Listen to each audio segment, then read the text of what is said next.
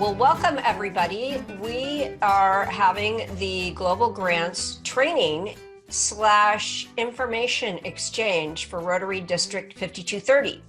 So thank you all for tuning in tonight, and I will try to get you done in time for dinner around 7:30, maybe earlier.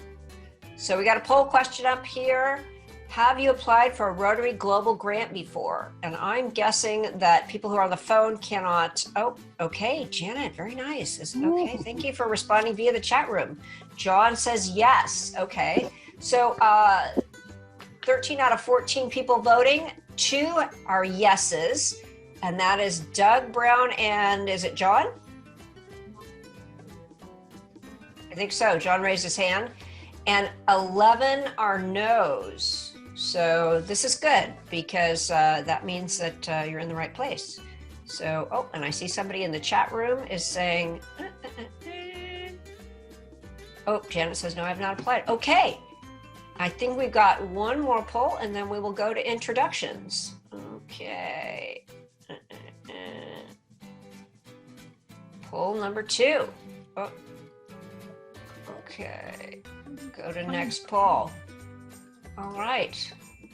Where do you want to do a Rotary Global Grant project? The choices are Latin America, Europe, Africa, Middle East, Asia, United States. I'm sure I left someplace out. All of the above. How about don't know? You can choose, you can do multiple choice. Can you do don't know? Oh, I knew I forgot a choice. Okay, I will keep don't know in the back pocket. Because I don't know. Okay, that's all right. I'm just learning. Great. Oh, and we have PDG Joe. Okay, wonderful. All right, 9 out of 15, 10 out of 15. This is good. Hey, Juan, good to see you. Hey, thanks. Likewise. Well, I hope we get to see your cat sometime. We've heard so much about her. You don't want to see my cat. You'll hear my cat before you see my cat. Okay, 12 out of 15 people. Okay. I'm going to, what is it? All those wanting to vote, vote. All those wanting to vote, vote. Okay, we'll end the poll. All right, the poll results are, oh, 50% want to do a project in Africa, 50% in the US, 33% in Latin America, 7% in the Middle East, 17%. I put that in for you guys because I knew that and nobody in Europe. Okay. Oh, and then maybe in Asia. Okay. And some people said they don't know. So wonderful. All right. Okay, well, I would just like to open it up for introductions, and I will go around the Hollywood Squares and ask for everybody to introduce themselves. So Doug Brown, tell us about yourself and a few minutes about your global grant experience or interests. I'm currently towards the end stage of my, and I say my club and other allied clubs, but our second global grant in Africa, clean water, both times. However, I've been involved in another 3 or 4 global grants where I wasn't the author. And Doug, which club are you with? This is Corral de Tierra in Salinas. Okay. All right, Nick. Hi, I'm Nick Grimm. I'm with North Fresno Rotary. This is my first time doing global grants. I was just asked by my club to attend because I've had past years of working in the nonprofit field and fundraising. I've done several grants myself. So they've asked me to kind of, since I'm a little bit of the young pup of the club, to come and learn it since I'll be around for a while. Okay, and do you have some club members here on the call with you? I think, yes, Aram's from our club, and he's actually our director for international services next year. All right, fantastic. So Aram, would you like to give us your perspective? Well, I'm the same with Nick. I've never done grants before, but we do have a project that we're working with Huri, who's going to be junior for the, and her grant is to South Africa, working with a, I believe it's a, like a school or orphanage type of a deal. She was supposed to be on the call today. I don't know. She might still come in. Okay, great. I'll keep an eye out. I was expecting Hori to show up too. Wonderful. Okay, Carolyn, tell us about yourself and you're interested in global grants.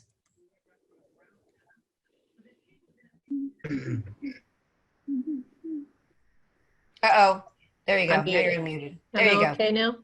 You're good now. It's weird because the box says I'm muted.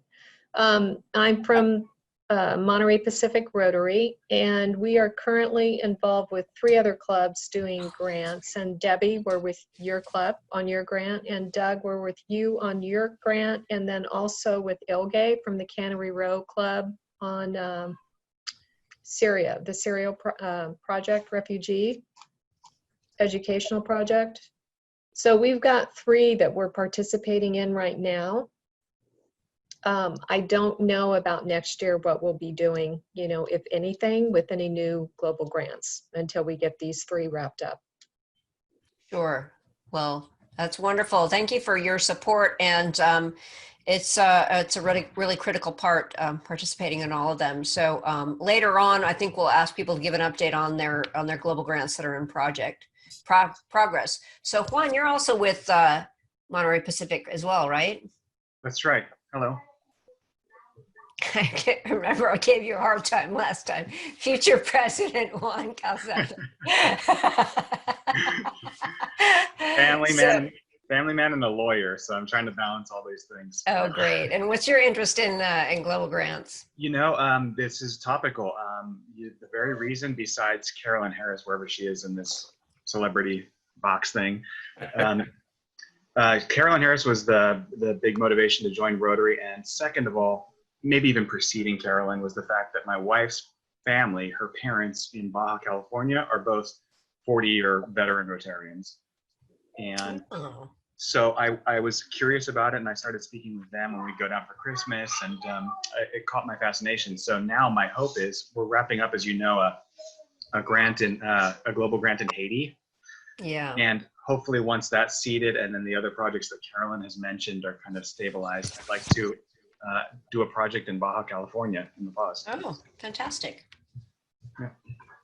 Great, wonderful. Okay, Mark, tell us about yourself and your interest in global grants. I'm Mark Rancolis. I'm with the Carmel by the Sea Club, and I'm relatively new. I've been a member for a little less than a year, and prior to that, I actually joined Rotary when I was living in Mexico. I lived in Mexico for a few years before I moved to Carmel, and I joined a Rotary club there that was, it was fairly small, only about 24 members. They were all, none of them spoke Spanish. They were all gringos that lived there in San Miguel de Allende, the city of San Miguel de Allende. But we had, our club, even though we were small, we did several really high impact projects in the local community, clean water, clean sanitation, and so forth. And all of those projects were global grant projects. I was not personally the author of any one of them. I worked closely in support of them. And since I left Mexico and moved here, my club has supported one of the global grants that San Miguel de Allende has been involved in, which is dry compost toilets for families out in the country that have no toilets. They just use the local landscape. So it's a big project, and our district fortunately has already signed off and authorized the grant. So it's gone into its final approval stages back in the foundation in Chicago, and we look forward to that work starting real soon. Great, wonderful. Okay, and we'll, yeah, that sounds that's fantastic. I'm so glad you got that in. If I can ask a question, me personally, I would hope to author a global grant here in our district, somewhere in our district. I mean, clearly there's plenty of need overseas, dire need, but there are some needs in our district, and my goal is to author one here in our district at some point in time. I've heard that we did a global grant in our district. I think it was Porterville, a clean water grant. Does anybody know anything about that? So I can jump ahead and talk a little bit about that now if you want me to. We're sort of in the introduction phase, but yes, we have done a couple of global grants. The Porterville grant was a little bit before my time, but that was assisting with installation, I believe, of fire hydrants and some connections required to bring water into community in Porterville. My club also worked with the Corral de Tierra Club on and several other clubs to do a help construct bathrooms and showers for a homeless health services facility in Salinas. And so I'll talk a little bit about the mechanics of how you do a grant in the US. Thank you. Thank you for Get that. some more info. There was, John, did you want to finish also your? a third global grant in our district not too long ago in Salinas, where the Gloucester Park was renovated to basically get it back as a community center rather than a gang center. Yeah, I don't think we ended up with global grant money for that one though. That kind of, it was going to, but it No, fell it through. was global. Yeah. John, do you want to finish introducing yourself? Which club are you with? What's your background in global grants? Me? Mm-hmm. Oh, okay. Interestingly enough, John, you are the only John on the call. Yes, okay, you're right. That's unusual, isn't it? My name's John Hatz. I'm with the Pacific Grove Rotary Club. I've been in Rotary 25 years and been involved with quite a few global grants. Did initiate one some years ago that was actually not approved, but I've been involved with many, and this past year, our PG Rotary Club has been involved with 3 grants. The Syrian refugee grant, where we supported that with Ilgay at the Cannery Row Club, and we've been a supporter now for a while of the Shirley Grace Mattel Kenyan grant, which I gather is still in the approval process. And the third is a African, also Ugandan grant from District 5190, my old district, in the Bwindi Forest in southwestern Uganda. It's a nursing school that's been established by Rotary some years ago by a doctor from Nevada City. He and his wife first started a hospital and now a nursing school. In more recent years, there's been several major grants that they've initiated. And so anyway, that's my experience. And Fantastic. All right, Jeff, tell us about yourself and your interest in global grants. Jeff Garza.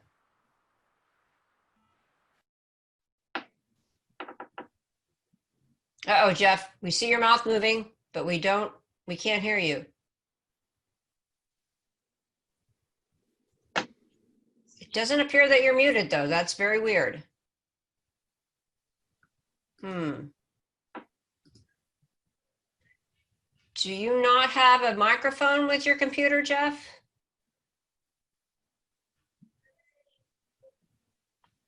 Yeah, you might need to dial in with your audio on your phone on a separate line. So while you practice doing that, I'm going to go to the next person and give me a thumbs up when you think you've got it. Okay. Okay. Let's see. Let's start. Let's check in with Tim Vanoli. Oh, I'm from the Soledad Rotary Club. Oh, fantastic. I had this on my calendar for a district grant training. So I thought this was a district grant training, but I'm happy to stay on the call for the global grant and learn more about it. Okay, it's up to you, Tim. So that's wonderful, and glad to have somebody here from Soledad. And we hope to blow your mind and open your world. Thank you. All right, wonderful. Okay, Anna Pine from Fresno. Hi, I'm just here to try to keep up with Shirley Grace on her global grant. I think she's got, what, 4 or 5 outstanding out in the process right now, and she's working on another one for the year.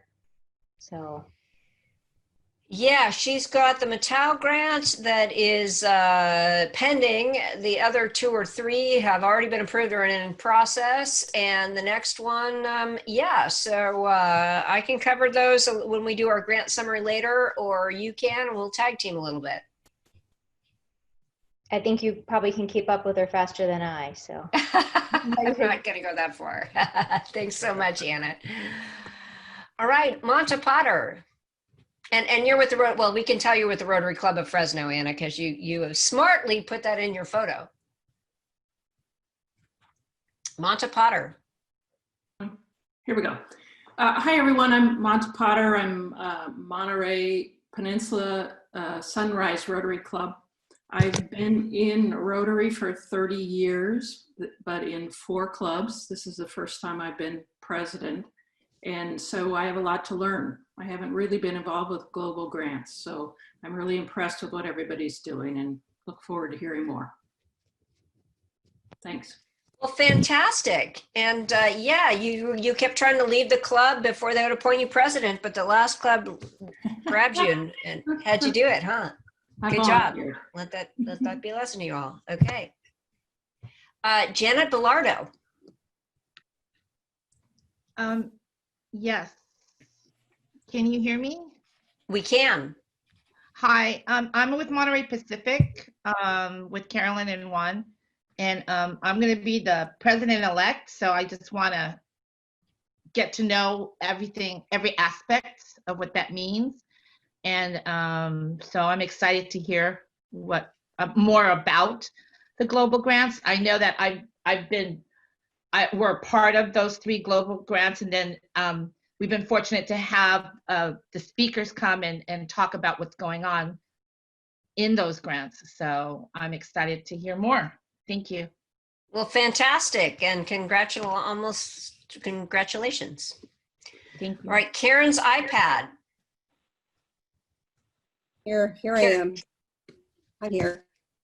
So I'm president-elect. I'm proud to say that Anna Pine is our club secretary. So I'm following Anna. So as she said, Shirley Grace has been our superhero in global grants. And so we want to be prepared. I'm hoping that there'll be more people interested in pursuing global grants. We do a lot of international outreach with solar cookers and water purification and wheelchairs and doctors in Guatemala. We do a lot of international support. So I'm thinking global grants might be a growing concern for some of our younger members, and I'm hoping we can encourage them. Thank you. Wonderful, Karen. What's your last name, Karen? Musson, M-U-S-S-O-N. Well, that's a big club you got to manage there. And so kudos to you for taking that on. And I'm sure this means you're a mucky muck in the Fresno community as well. So great. I just want to make clear that I have a 5-year contract with Anna. She's going to be there right beside me. Good for you. Good for you. That's fantastic. Okay, and I see someone has joined us, the 559-289-9074. Who is that? Oh, that's Jeff Garza. But hey, Jeff. All right. Good job. Tell us about yourself. Can you hear me? Global grants. We can hear you. Perfect. Okay, good. I'm with Fig Garden Rotary in Fresno. Oh. I'm the president-elect, and I moved up a year, so I didn't get to go to pets. But I minimal involvement with global grants. I was in the San Luis Obispo Club for about 5 years, and we joined with another club as far as contributing money towards a global grant, but we weren't in charge of any of the paperwork. At that time, it was very, very complicated to apply for a global grant. So kind of complicated, but it has to do with a lot of different things, not just being difficult. So yeah, it's a whole, so we'll try to get into that. So yeah, well, wonderful. Well, welcome, Jeff. And yeah, welcome to the district. And Jeff, your Fig Garden Club is a partner in the Corral de Tierra Salinas Africa Clean Water Project currently. Wow, I didn't know that. Yep. Yeah, wonderful. Do you know who the contact person is in our club? Doug. Oh. Probably the DG. No, that's who I first contacted, Mike Andrich, but Okay, well, I'll ask Mike. yeah. That sounds great. All right, Brenda, from my own Selena Steinbeck Rotary Club, I've not been ignoring you. All right. Tell us about yourself and why you're interested in global grants. Okay, as Debbie says, I belong to, I'm with the Steinbeck Rotary Club.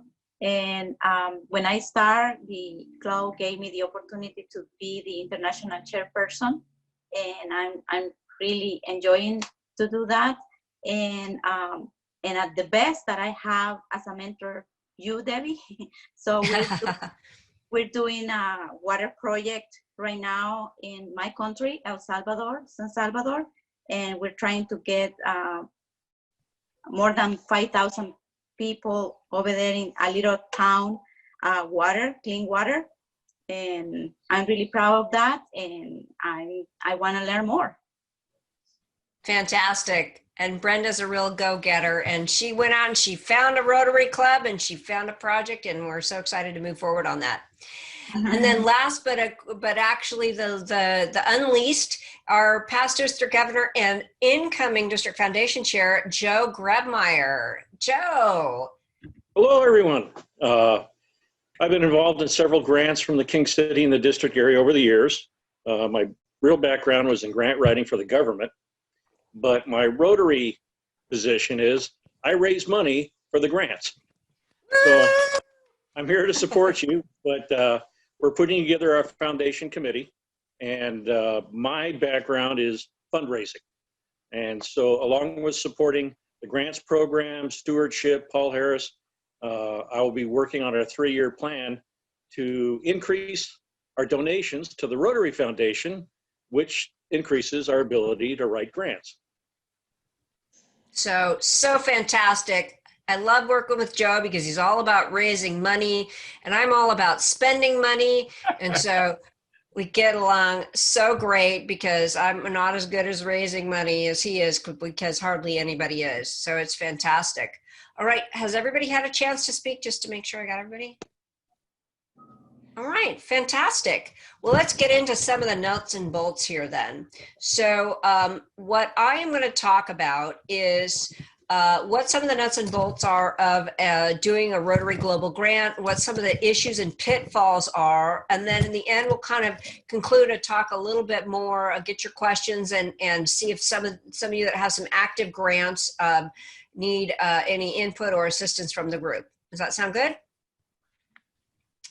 Okay, so I'm going to share my screen. Oh, look at that. Wow. I'm going to share my screen with everybody. And how do I do that? Okay, basic advanced portion of screen content. Okay, let's try something else. Okay, what I really want to do is go through the global grant. What I was hoping to do is go through the global grant checklist and then go into the, so let's just minimize my screen for Zoom. So what I would like to do is to show you the global grant checklist and walk through this a little bit, okay? So I have a ready, set, go. So if we're gonna start with the ABCs, your club needs to do the same thing it needs to do for a district grant, which is to adopt a club MOU and financial plan.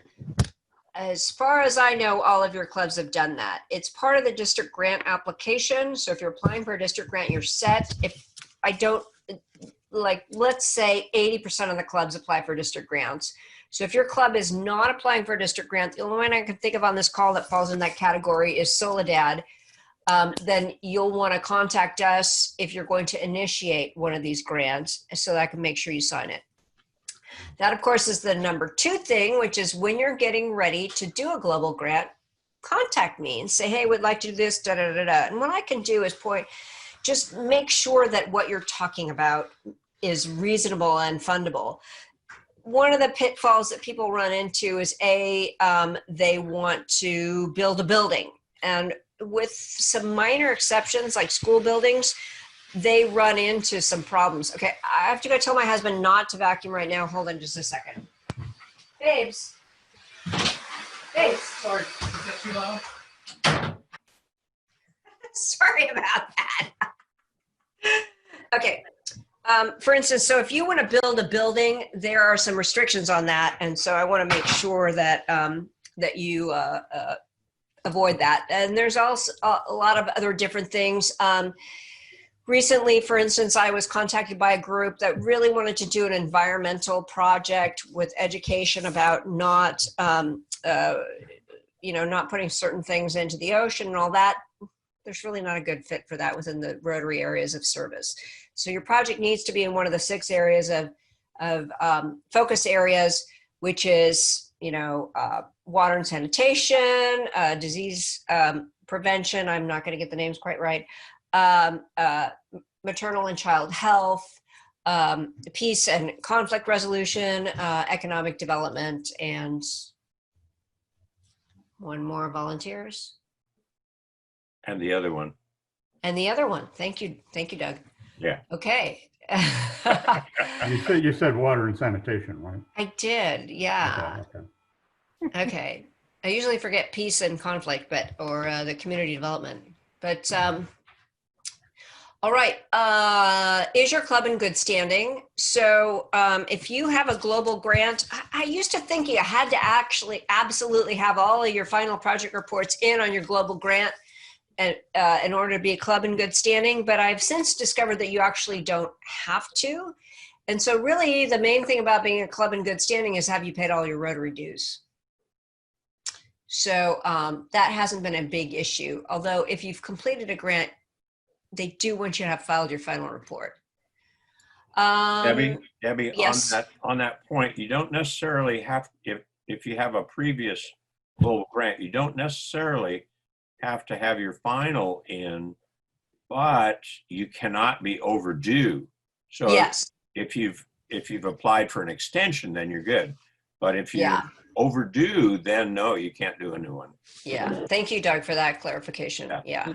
Debbie, can I ask you a question about that too? Sure. Those 2 points, you know, being in good standing, do you have the ability to go into DACDB and see whether or not that's the case for any club? It's Rotary. It's actually grants.rotary.org is what you go into. And you'll be able to take a look and see when you go into grants.rotary.org, it will show you what active grants your club is involved in.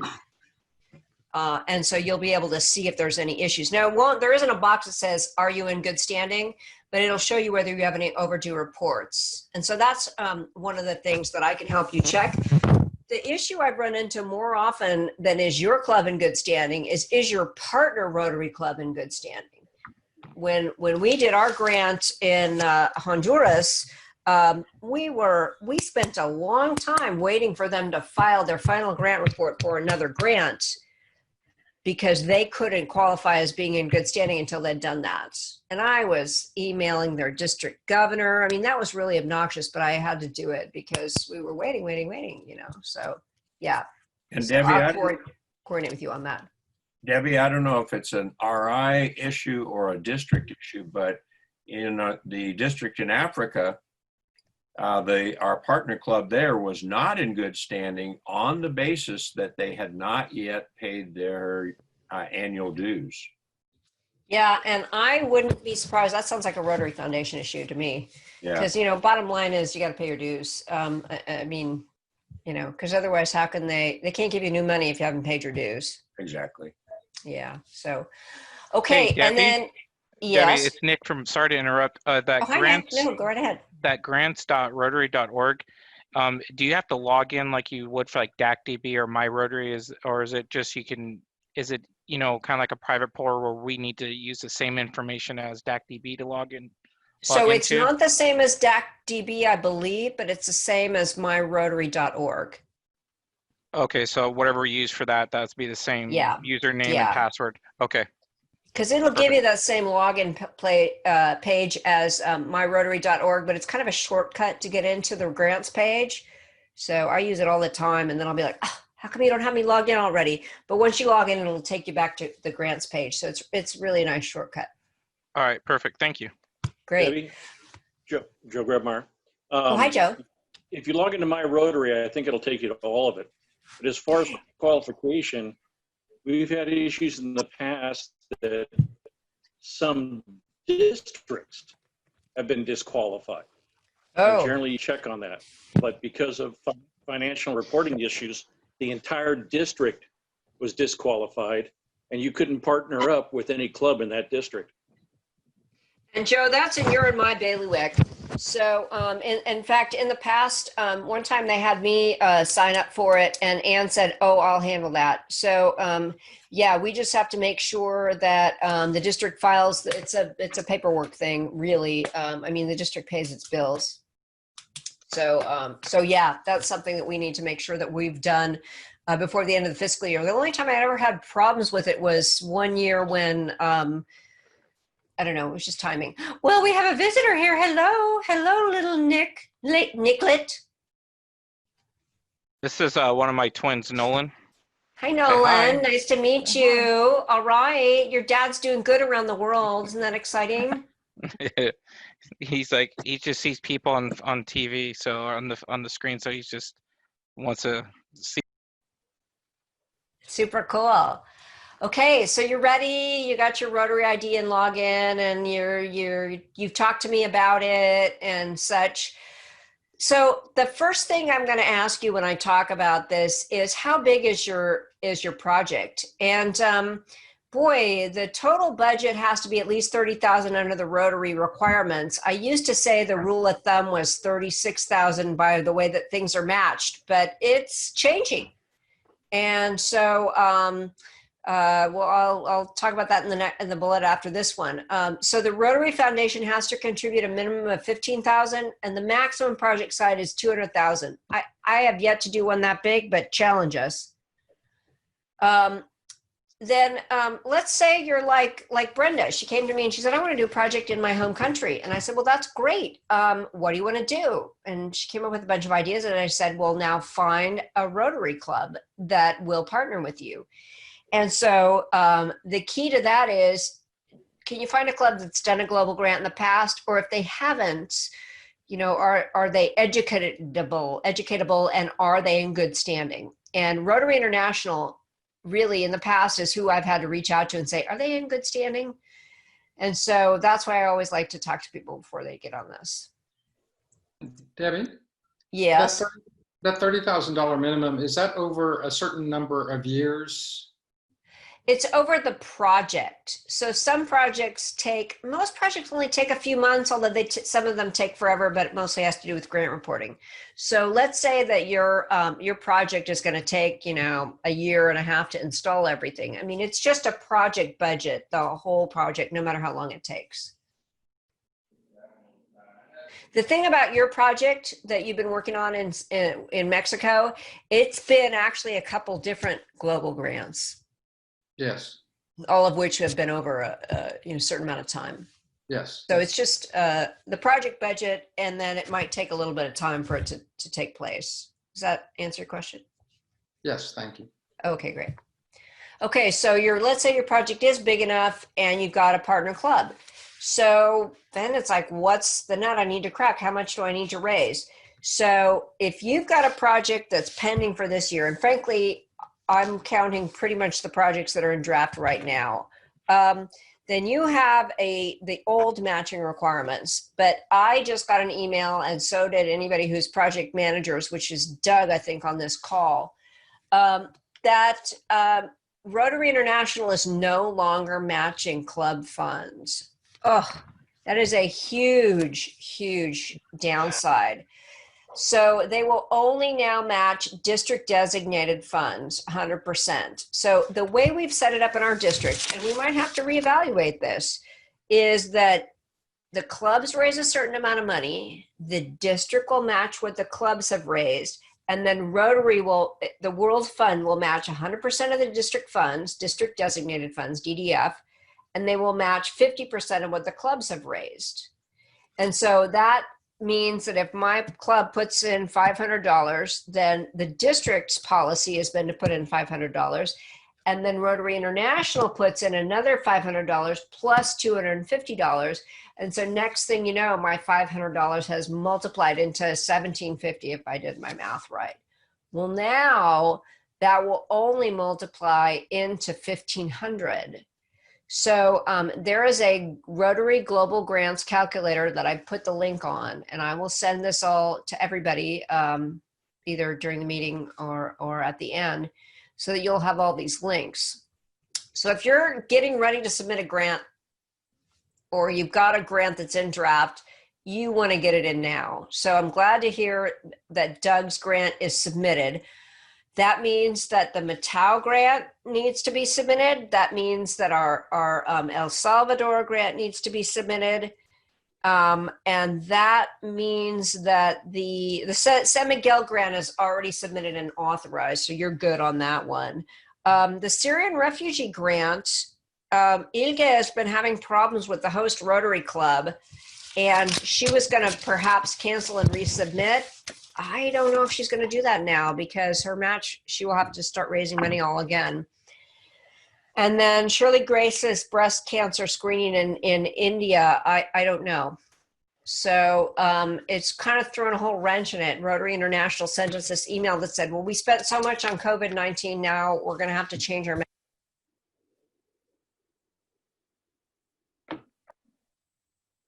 Debbie, you went silent. I can't hear Yeah. you. Can hear you. See it now. There we go. Woohoo. So if every district were able to raise money like Joe Grebmeyer can, then we might be okay. And the fact that we do a good job of raising money might mean that we can change our district matching funds program. But for now, we won't be changing it, I don't think, for next year. We'll have to see how it goes. And so we just got notice of this last week. Debbie, it's in the writing here, but I just wanted to stress it. You were saying that people that are planning their grants need to get them in. July 1st is the deadline, so it's got to be in before July 1st, or the new funding formulas apply. So those of you from North Fresno, you might need to take a look at this. I don't know if you can do it that fast. I'm not sure you can. Because we're working really hard on our El Salvador grant, and we'll talk a little bit about that later. We're still short about $4,000 locally. And so, we'll get it in, but, we're going to have to really work it hard. So, Debbie, side note, our focus is on raising money for the Rotary Foundation through the district. We will also support any club fundraiser. It's not necessarily for the foundation, but it's for the club. So in the future, if you have any fundraising, or you want to think of a fundraising, or you need help with fundraising, whether it's for the Rotary Foundation or just your club, please contact me. wow. We will. Okay. Fantastic. That is great news. Thank you, Joe. That's wonderful. All right. We're here to support both the Okay, foundation writing the and all note, the. talk to Joe, because it's a tough fundraising year this year, Oh yeah. But I got to tell you, if you haven't lost your job, you are saving money, because you are not going out to eat and you are not traveling anymore. And, now if you're out of work, it's a different matter, but yeah. Debbie, if I can also chime in, I don't know if the other folks in the other clubs know that my club, Carmel by the Sea, years ago was very lucky. One of our members was a gentleman who wrote jingles for commercials, and apparently he did really well. And when he passed away, he left our club $6 million. We give away that on an annual basis.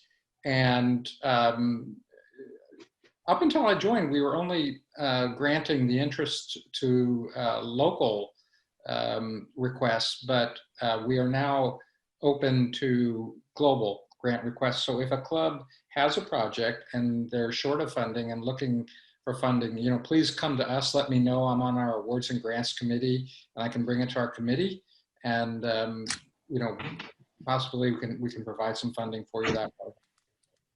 Fantastic, Mark. And I'm not going to miss the opportunity to just say to you that we haven't made our official request because you wanted to make sure our grant was in, but our grant is in now. And so Brenda and I will want to follow up with you. And if you can put in a little more than we originally discussed, that would be fantastic. Yeah, please come back with the amount you need. We'll chat with you offline. Yeah, all right. Okay, great. Thank you so much, Mark. Wow. Thank All you. right. See, this webinar is worth it already, you guys. Okay, so moving through the checklist here then.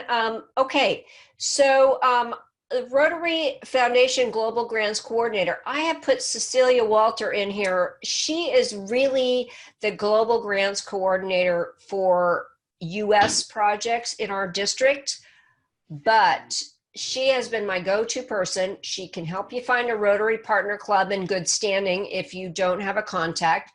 And she can also point us towards the right Rotary person. So what I'll make a note to do, there are Rotary contacts for all the districts. I mean, you know how many districts there are. There's 10,000 districts, whatever. I will go ahead and include that in the resource that I send off to you. But it's important to check in with your Rotary grant advisor for your area because they will help you out as well. And in the end, you want them to review your grants in draft stage so that they don't review it when you think you're all ready to go and you're not. And they say, no, you're not. Okay, and then I sent you all the, Rotary Guide to Global Grants. We're going to review the Global Grant application and the Rotary Grants Calculator, which is going to change, okay? So as we discussed earlier, which one did I forget? Okay, which one did I forget? Let's just take a look and see. I looked at it. You got them all in.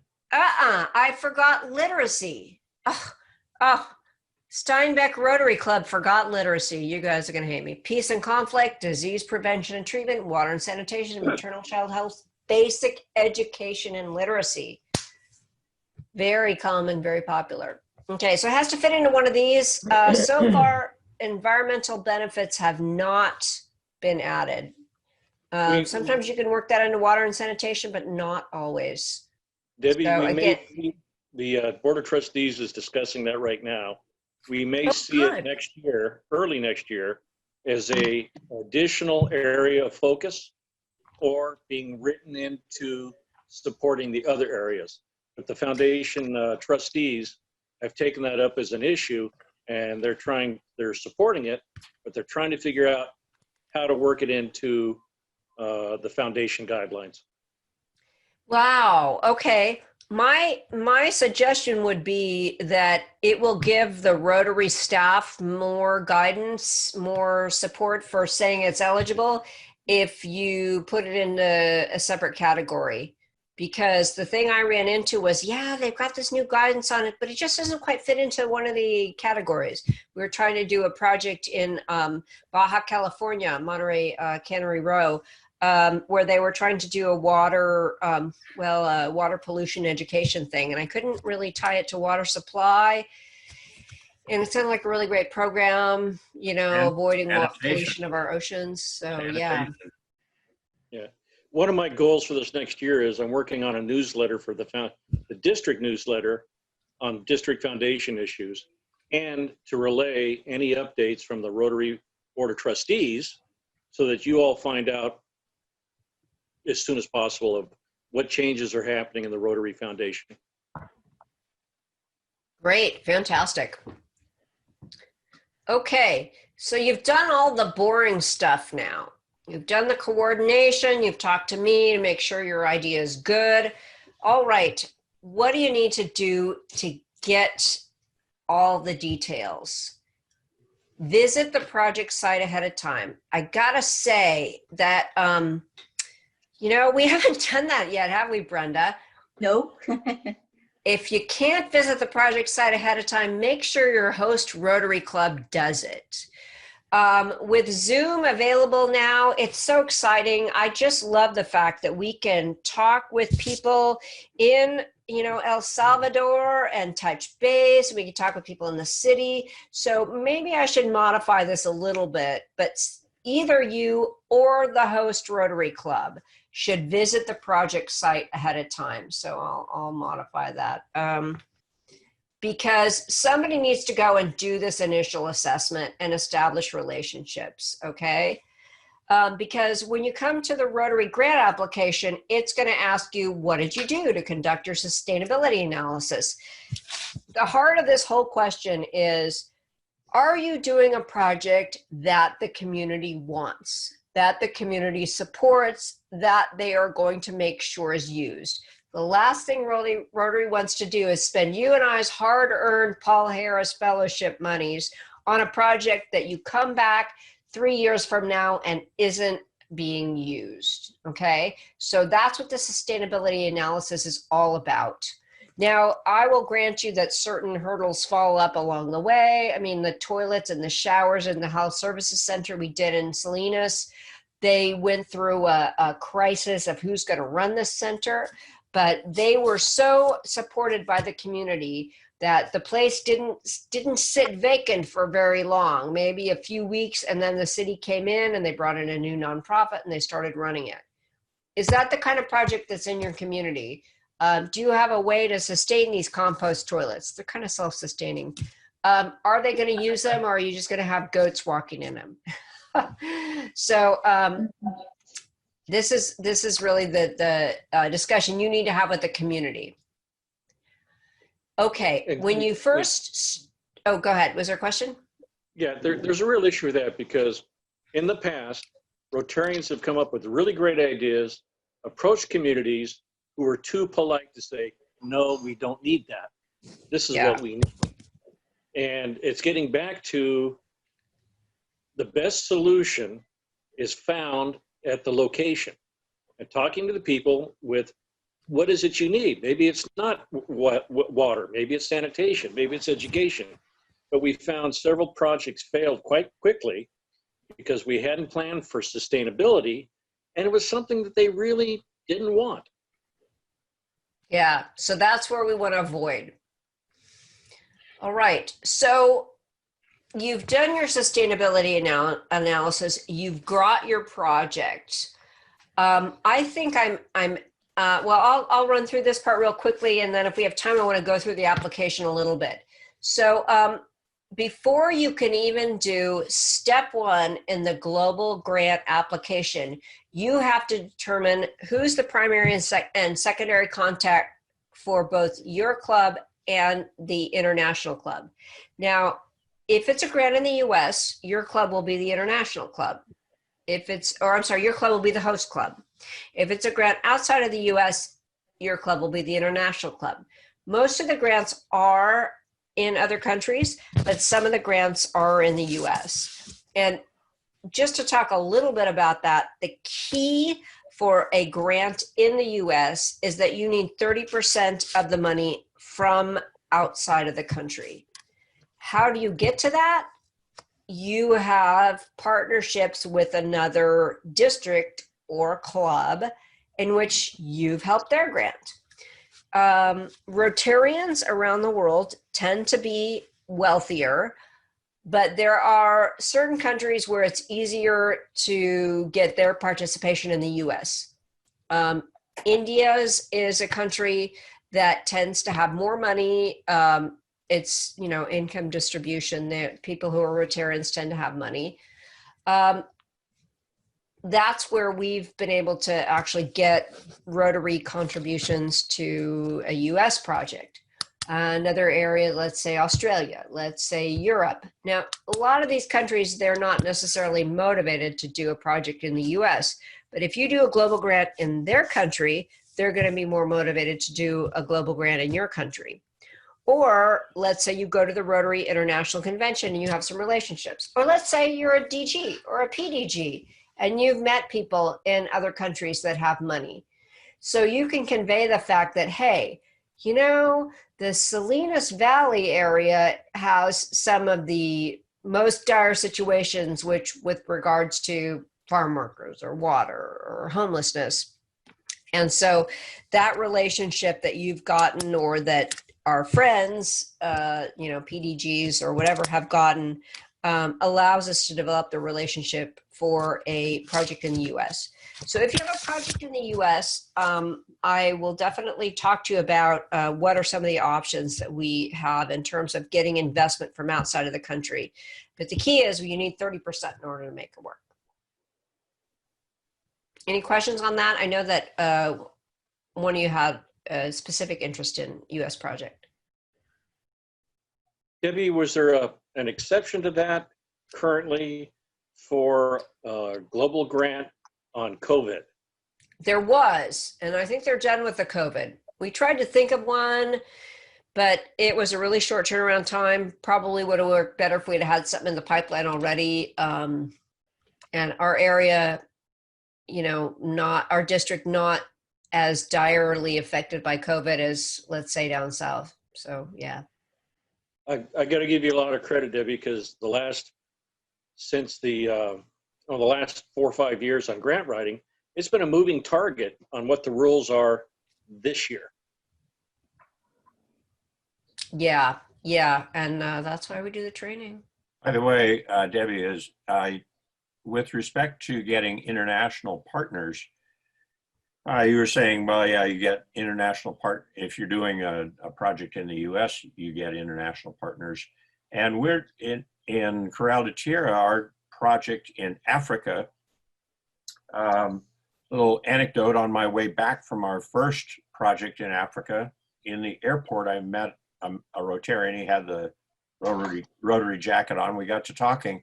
He had gone over there just for a safari, but he got interested in our project. He was from Canada, eh? And so he said, well, if you guys ever do another one, he said, give me a call. And I did, and they are part of our African project. So sometimes your relationships with people from other countries can assist you in your fundraising for yet a different country project. So true. And past District Governor Lee Blankenship in our Steinbeck Club had a relationship with another past District Governor in Australia.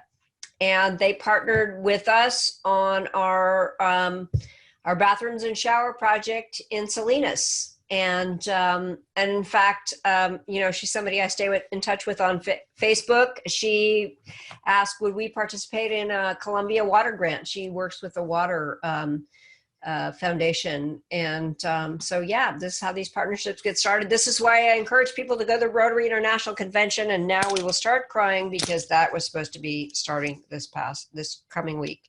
So. Debbie, can I ask a question just to clarify that 30% requirement?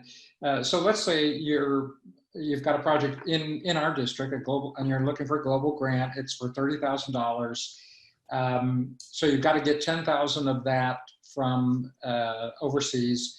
And let's say there's a club in Africa that says, well, we want to donate 5,000, and their district matches with another 5,000. So that's what you would need. In other words, not the Rotary Foundation match of the district funds included? Well, in concept, I think you have the right idea. I always like to go to the spreadsheet because sometimes it works out slightly differently, and especially with the new match requirements, but essentially, yes. Essentially, that is the case. Now, yeah. So okay. I think you've got the right concept. And one of the things that we've done, just to let you all know, is that we've got a new global grants sharing team that Mark really started up, and we'll meet again sometime either in the next month or later this month. But there is such a strong interest, as you saw, 50% of the people on the poll want to do a global grant in our district, that I think it would be worthwhile for us to work together on how can we make that happen. The last global grant in this district was the one in Salinas, so maybe it's time to go to a different county. But I would love to see that happen. And so be thinking about what might be some opportunities, because I can tell you we do have a chit out there with a Rotary club and district in India. We were going to do a Monterey County Food Bank project that ended up not qualifying. And so yeah. Okay, let's see. So oops, okay, let's see, undo. Okay, so you want to start drafting your global grant, get a global grant number.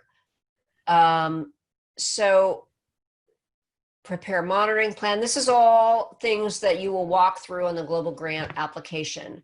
A couple of the things to watch out for, they will want you to sign a memorandum of understanding with cooperating agencies.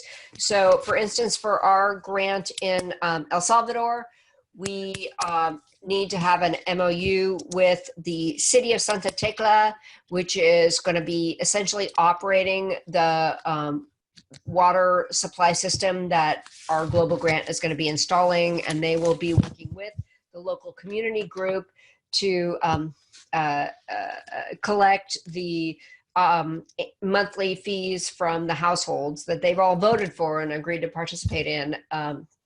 But Rotary wants to have this MOU spelled out. In our past water project in Honduras, we did a cooperating organization MOU with the Engineers Without Borders, who essentially designed and helped the community and the Rotary Club build the project. So Rotary kind of feels like, when in doubt, do an MOU.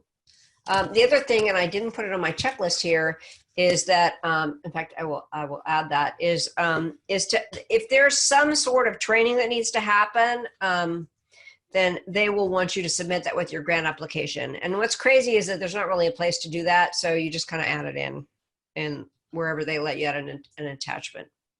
And I can tell you for sure, one of the popular areas is clean water, and they will, even though it's not in the list of things to check off, they will expect and require hygiene and sanitation training as part of that project.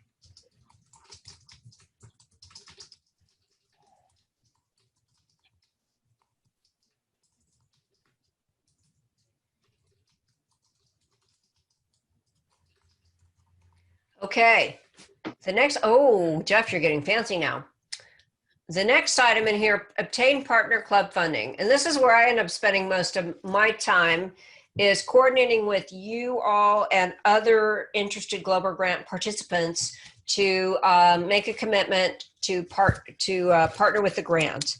A couple of things that I always like to note on this is, number one, first, thank you everybody for your participation and the partnerships that go back and forth. You know, I help your grant, you help my grant.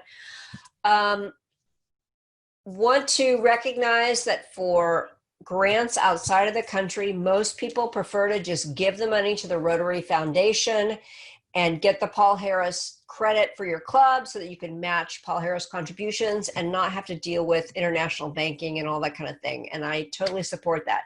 But what that means now is, a few years ago, they charge a 5% surcharge on that. So if your club is contributing $1,000, you got to pay another $50 to the Rotary Foundation. Generally that's okay, but if you're giving, $5,000, you might not want to contribute 5% of that. And so you could then wire the money directly to the host Rotary Club bank. But it all depends on how the level of trust and all that kind of thing. And maybe you just wanted to go through the Rotary Foundation. So most clubs do contribute that, do that. But what I've done is I've developed a club commitment form that memorializes that, so that a club knows that if you're contributing $1,000, you got a $50 surcharge on it, 5%. Because the last thing you want to do is come back to the club and say, oh, by the way, I need to collect that 5% on top of it. The other thing is, sometimes these grants take a long time. And so, again, I've developed this club commitment form, which I'll send you a copy of, because clubs forget. I can tell you, my club forgets. They're like, oh yeah, I contributed to that Mattel grant. And so that way you have it in writing, no, you said you contributed to it, because it's sort of like the slate gets wiped clean. You lose a treasurer, you lose a secretary, all that kind of thing. So no, I have this signed form. And so it's just a good idea to have that. Debbie? Yes, Doug, you're laughing. There I is did that to a you. third option in terms of funding the project. Our first project in Tanzania, we knew that Tanzania was a country rife with corruption and so forth. And with the approval of RI, we handled the payment of the various vendors and contractors from here. So we didn't go through RI and pay the 5%, but we also didn't send the money to the club in Tanzania, who are very novice at money management, let alone the corruption in the country. So we managed the money, but we did have to get RI okay on that. How did that work, Doug? Because I know that they are doing that in Zimbabwe, the Salinas Club for the Matau project. But like how do you pay? Do you just use a credit card, or how does that work? No, we get an invoice and then we wire the money to the vendor. Wow. When our partner has certified that everything is copacetic.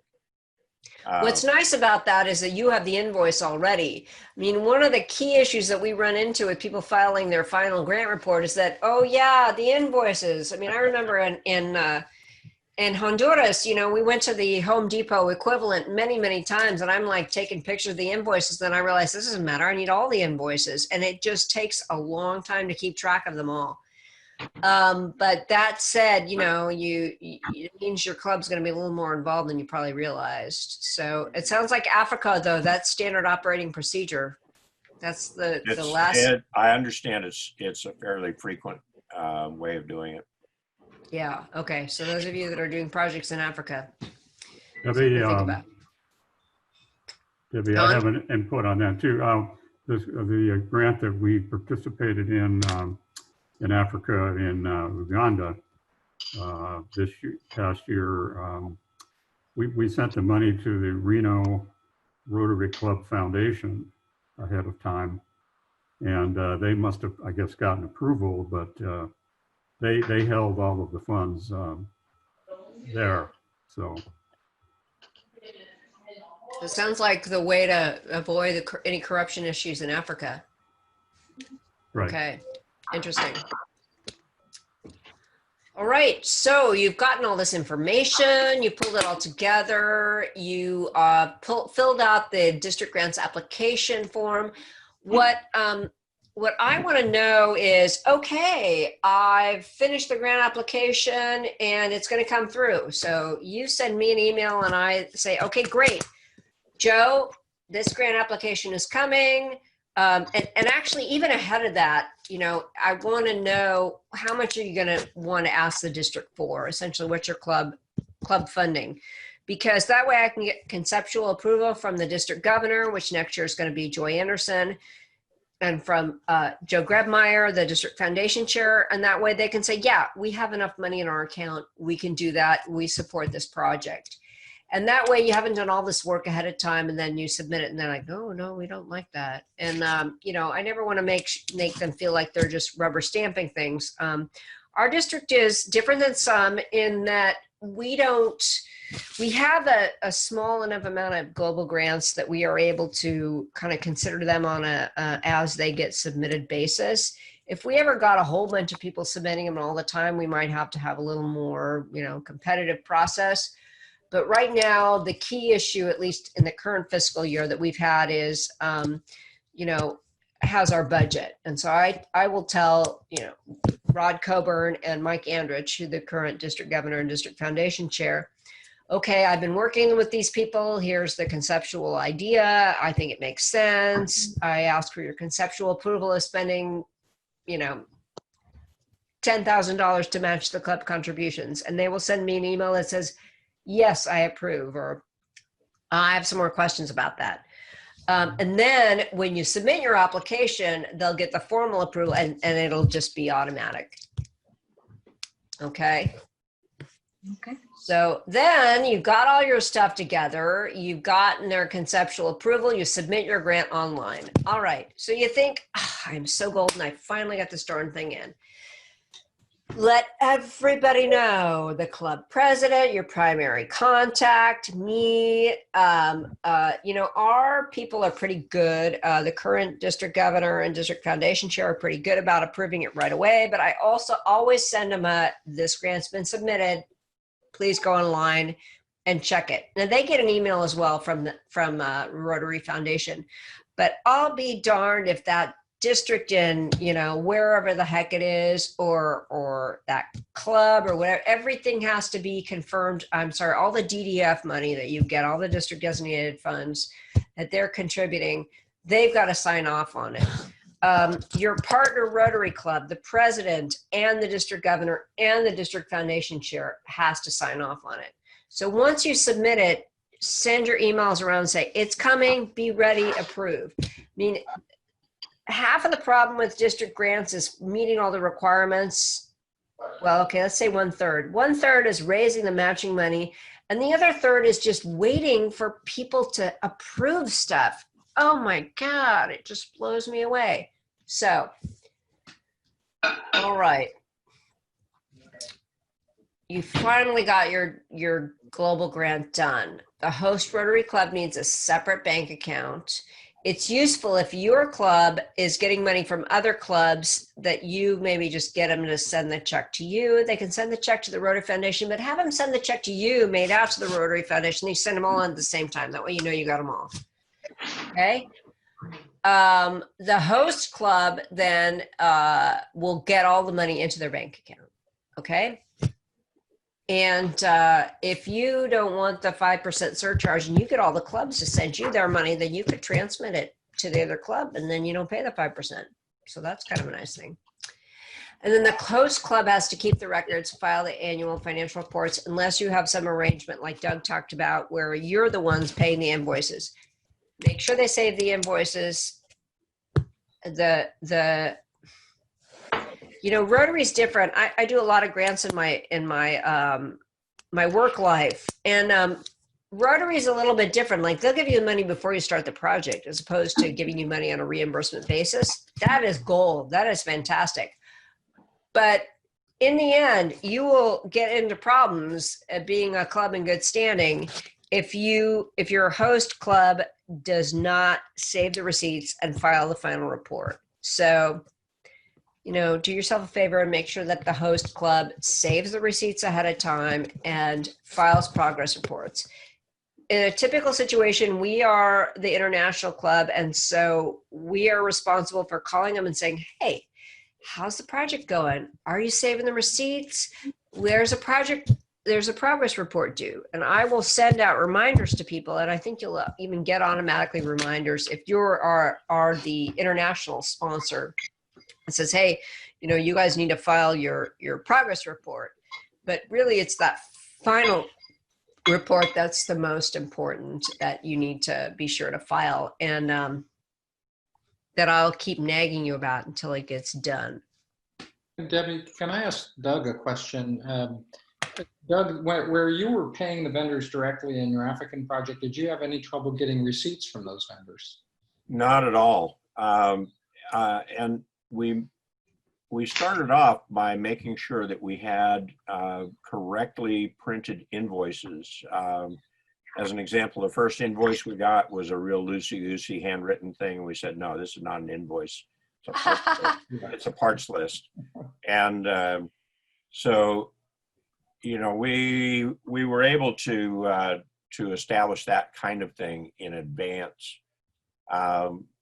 We also were lucky. The president of the company, which although it's a company based in Tanzania, the president is an American who's based in the US. So he and I had lots of conversation ahead of time, designing and planning and scheduling and all of that. So no, but you can have difficulty. And so you need to lay out your needs and requirements ahead of time and let them know it's non-negotiable and that they won't receive their money unless, or the final amount of their money, unless you have that. Well, that's good information, because I think not only Africa, but certainly in Latin America, getting invoices and receipts can be tricky. I mean, absolutely. Yeah. And I found on our Africa project, there was a little adjunct piece that we added on, and I let it go because everything worked out, but I know they wrote the invoice after the fact of the money delivery. So they made the invoice match the money delivery. Well, and I wouldn't get so, it certainly is something that happens here too. Because we're working with nonprofits and Rotarians who are all volunteers and yeah. So you just want to think about it. This is my money. This is Rotarians' money, and how can we be good stewards? And of course, we want to make sure Rotary International maintains, you know, its 5-star review in terms of their ratings on whatever that charitable organization.gov. Oh, and Mark, also with respect to that, Debbie's talking about getting the final report and all of that. In aid of that, since the club wasn't all that proficient at it over there, we did it jointly. We basically emailed it back and forth until it kind of looked right to everybody. So basically, we were helping teach them, putting in what we knew, and then telling them what we needed them to put in, and worked out pretty good. So what I'm sharing with you here is the grants.rotary.org homepage. And you'll see all the grant resources here on this side. So there's the MOU, there's the community assessments form in case you need some help, the grant application template, the global grant calculator, which I guess they're gonna have to change, but I use that all the time. And I recommend that you use it too. And I have the link to it in the form. There is the Guide to Global Grants, which I sent to everybody, and those are the key things that I've got. Oh, the training plan, which they always want you to fill out, so you're going to need to do that. And then I haven't talked about some specialized cases, which are vocational training teams and scholarships. But if you're interested in doing a grant like that, then we'll need to chat separately about it. So if you do grants.rotary.org and you do your login, then if you go to my grants, I am super special and I get to see all the grants that are in progress. Okay, so what do we have here? We have an overview of all the Rotary grants that are in the district. This is super exciting. Okay, so we have the Agua para Todos. We have the Equipos de Areas de Comunidad Sin Pata, and an entrepreneurial project that I'm convinced they have the wrong district listed on. And we have the authorization required for the Matau grant, which we are waiting for one district in India to authorize, and I know that will happen. We have your Nietzsche Clean Water, which I hope you can get authorized ASAP, because then it'll be submitted. And then we have the free Mooncatcher kits, which is a project run by another district and club, but it's related to education and supplies for menstrual cycles for women.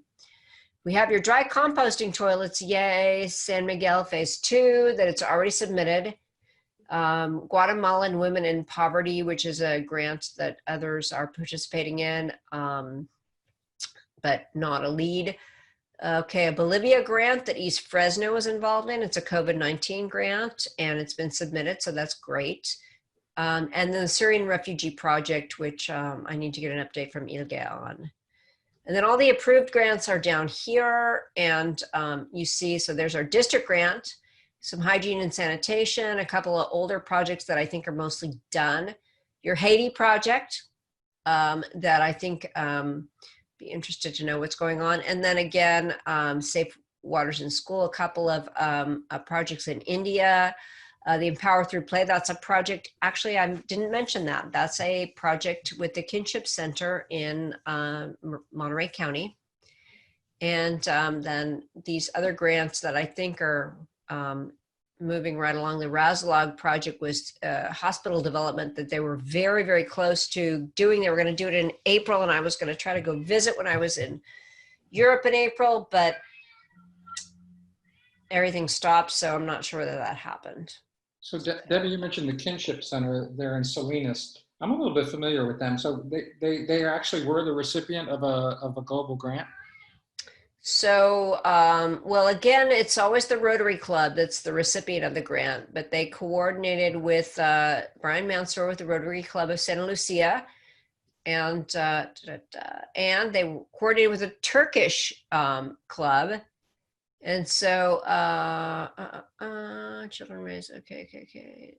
I know they coordinated with. Empower Through Play initiative has potential to impact 2,500 kids. Families are referred through mental health services at the Kinship Center. Wow. So again, the money always goes to the Rotary Club, but the Kinship Center helped with referrals to the program and probably helped to implement the program. So very cool. Very cool. So this is what the grants item looks like. Okay, so we'll work to get all of these grants submitted, authorized, or authorized and submitted so that everything is in here in that category by July 1. Yeah, the ones in the authorization required don't have to meet the July.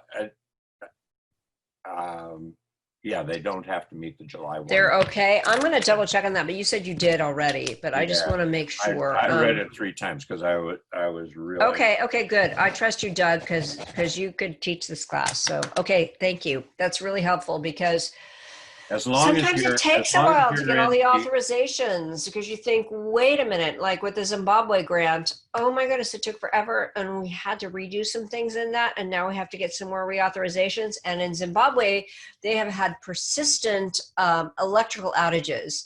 And so something as basic as getting online and the internet sometimes takes a while. Yeah. Okay, so I'm going to stop screen sharing and come back to the team here and ask for people who want to talk a little bit about their global grant. And Brenda, I'm going to turn over to you. What can we do to help you with your global grant? Oh, Brenda, you are muted. As you were mentioning, Debbie, we have certain amount of money that we are not yet debt with the full amount of money that we need. So I believe if some of the clubs will be able to help us out to finalize the 4,000 is what we need. That would be great. That way we can submit and be ready to help these people that is in need of clear water. We're gonna help 5,000 individuals, more or less 800 families. So these people is people that even the children, they are the ones handling in pots water. So, and who knows how many miles to get a pot of water. So we just go down, in my case, I go down to get some water.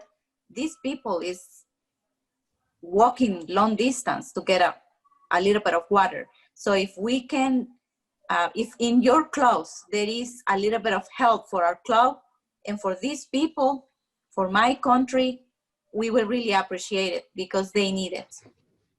Brenda, what exactly does the project do?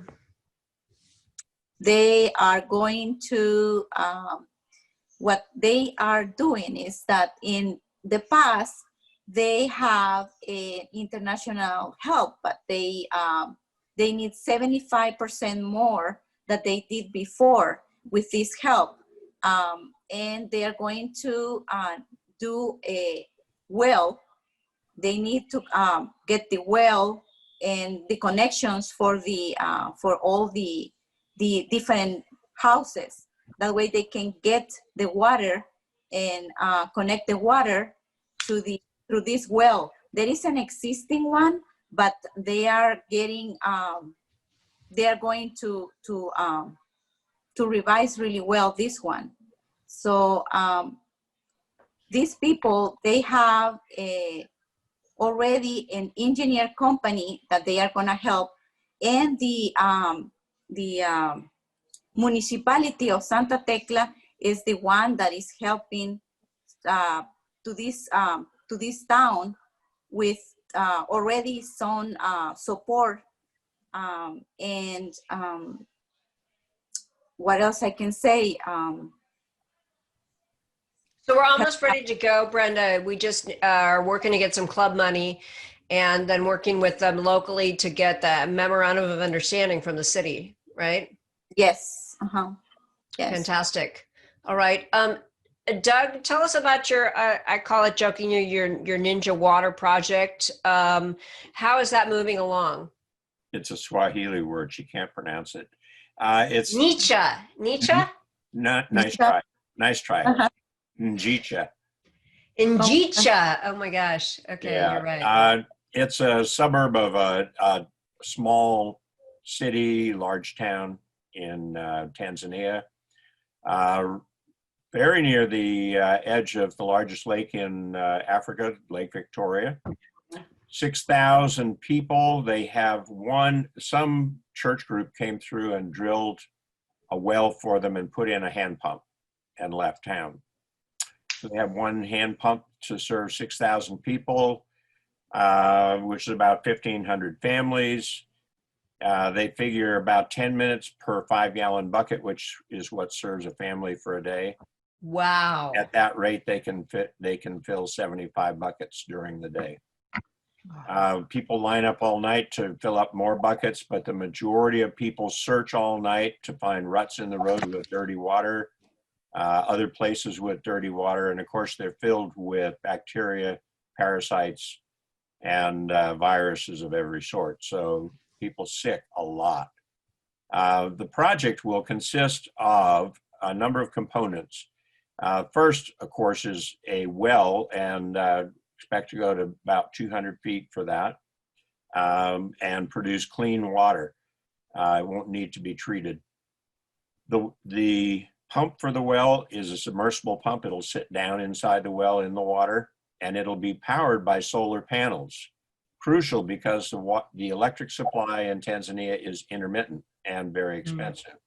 Yeah.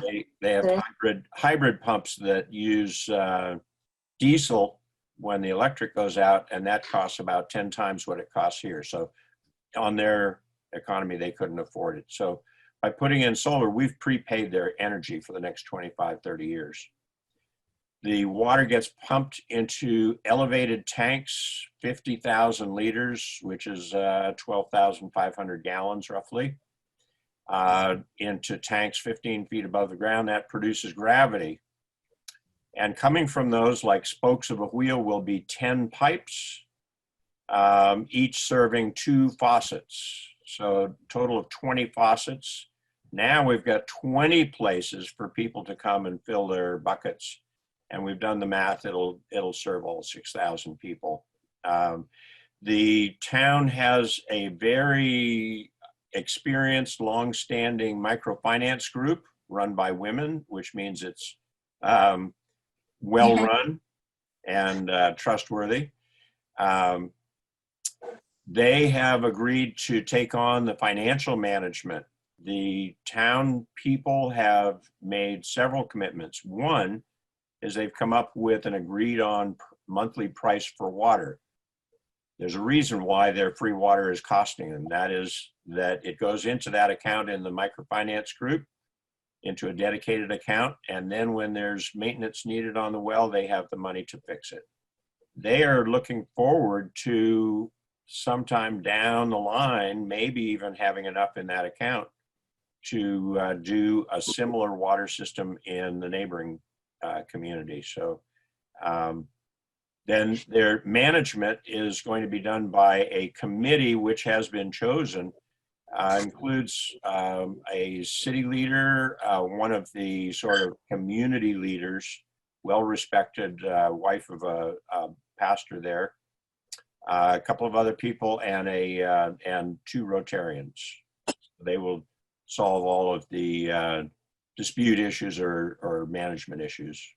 So that's, in a nutshell, that's the project. We, our partner club, got a little ambitious, and they signed up for 3 global grants, and their district said, "No, you're too small. You can only do one at a time." So we're waiting for them to finish their first one, and we've got all our approvals except their district management. As soon as that first project is done, which looks like August unless COVID interferes, their management has assured me they will sign immediately. You're on mute, Debbie. On mute. I know a lot of different clubs participated in that, so thank you all for joining in. Yeah, there's Mark, quite a few here, but also we have including the Tanzanian club, we have 5 districts represented in our project, 1 in Canada. and that'll be even more important when there are the new funding requirements. So Mark, I was just going to ask you to talk a little bit about your project, because I know that you'll be coming forward probably with a new phase of that, even though the current phase has been submitted. Yeah, sure. So a little bit of the history of the project. The club down in San Miguel de Allende for the past several years has been building freshwater cisterns. They've built over 1,200 of them for families out in the Campo. If you go down to San Miguel de Allende, it's one of the most beautiful cities in the world.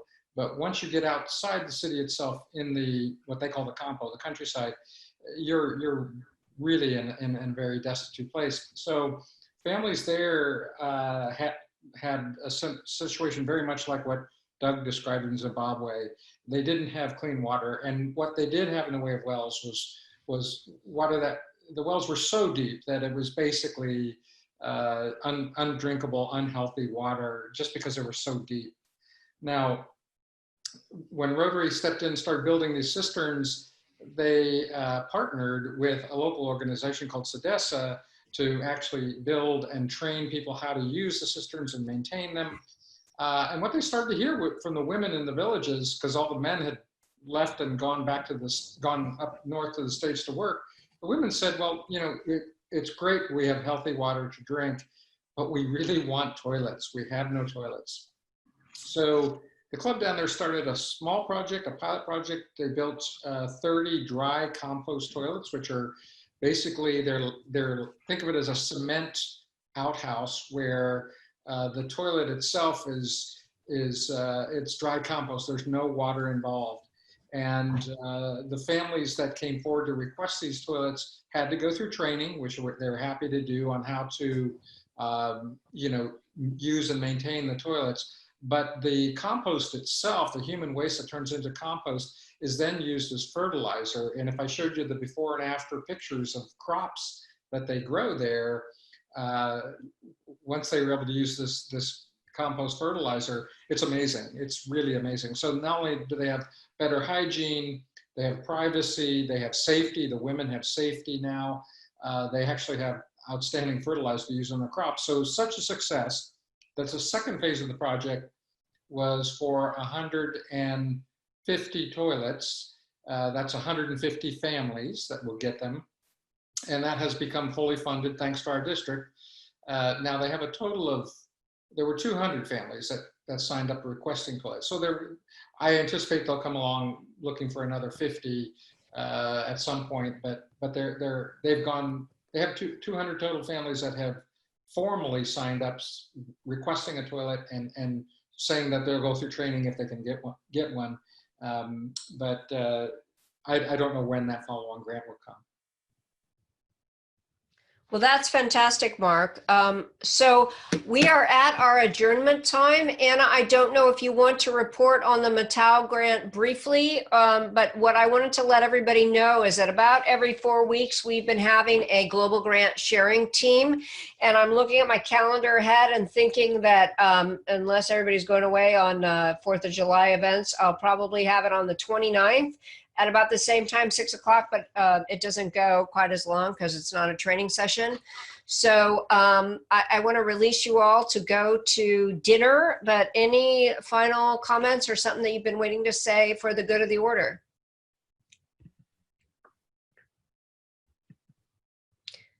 All right, so North Fresno, we look forward to hearing about your grant next time around. And we hope to have the other grants then submitted, the Matau Vocational Grant and the El Salvador Grant. And we hope to have the club ready to go in Nicha, Zimbabwe.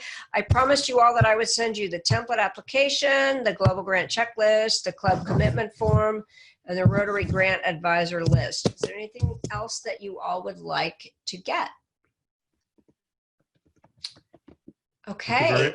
Thank you very much, Debbie. Thank you so much, Debbie. Thank you, Debbie. Thank you for your participation. Great info. Thank you. I'm going to log off the call. Battery running. Oh yeah, I know how that goes. Is there a minimum the international partner must contribute? No, it is really just the percentage. It still works out to about 10,000. All right. Thank you all. Happy Monday. Happy And Monday. Thank you. go forth and do good in the world. Thank you. Bye-bye. Debbie. Bye-bye. Bye. Bye.